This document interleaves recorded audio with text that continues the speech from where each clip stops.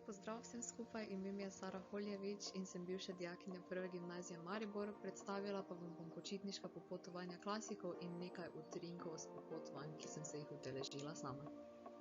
Počitniška popotovanja klasikov so sicer uradno strokovne ekskurzije, vendar vas naj ta naziv nikakor ne odvrne od zanimanja zanje, saj zajemajo mnogo več, kot bi si morda na začetku predstavljali.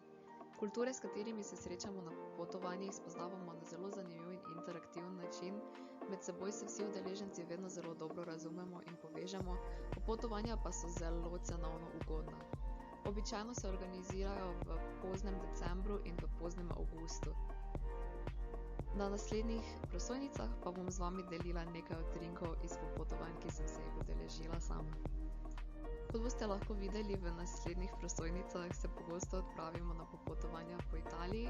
Ena izmed teh destinacij je bila Sicilija, kjer smo se srečali s sicilijansko kulturo, se kopali na peščenih plažah s kristalno čisto vodo, ogledali si mnogo templjev, bili pa smo tudi na vulkanu Etna.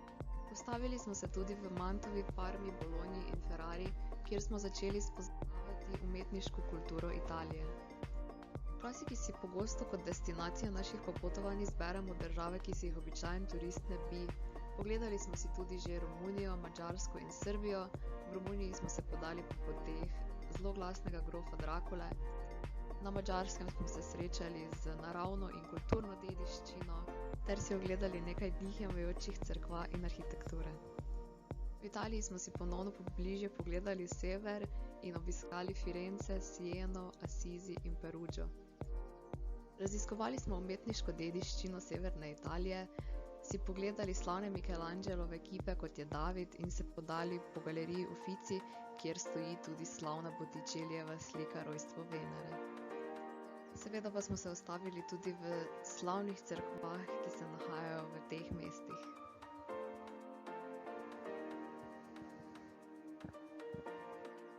V letu 2018 smo se podali na jug Balkanskega polotoka in si ogledali Makedonijo, Grčijo, Albanijo ter Bosno in Hercegovino.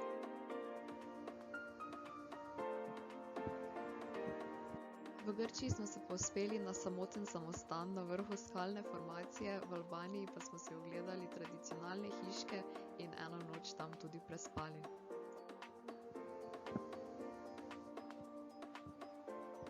V letu 2018 smo bili v Kampanji, torej na jugu Italije, kjer smo raziskovali ruševine mesta Pompeji in se sprehodili po ulicah Neaplja.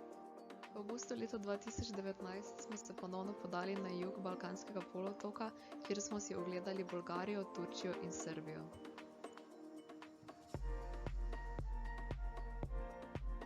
Izmed vseh popotovanj, ki sem se jih sama udeležila, ima Turčija posebno mesto v mojem srcu, saj sem prvič prišla v stik s kulturo, ki je resnično nekoliko drugačna od te tipične evropske kulture. Ogledali smo si prekrasne mošeje in se s turistično ladjo v Istanbulu podali iz evropskega kontinenta na azijski kontinent. Zadnje popotovanje, ki sem se ga kot prvogimnazijka udeležila, je bilo popotovanje leta 2019, kjer smo obiskali Sirmione, Brešo, Bergamo, Milano, Pavio in Torino. Tam smo se sprehodili po italijanskih kraljevih rezidencah, po muzeju egiptologije in po fantastičnem in zelo interaktivnem muzeju, ki prikazuje zgodovino filma. Na popotovanjih nam ni nikoli dolg čas, vedno se nekaj dogaja, vedno se znamo zabavati in tudi na dolgih avtobusnih vožnjah si znamo pričarati čarobno vzdušje. Resnično upam, da se vam uspela vsaj malo približati dogajanje na popotovanjih in da se vas uspelo navdušiti, da se jih udeležite. In ker se včasih tudi bivši dijaki udeležimo popotovanj, iskreno upam, da se enkrat na njih srečamo.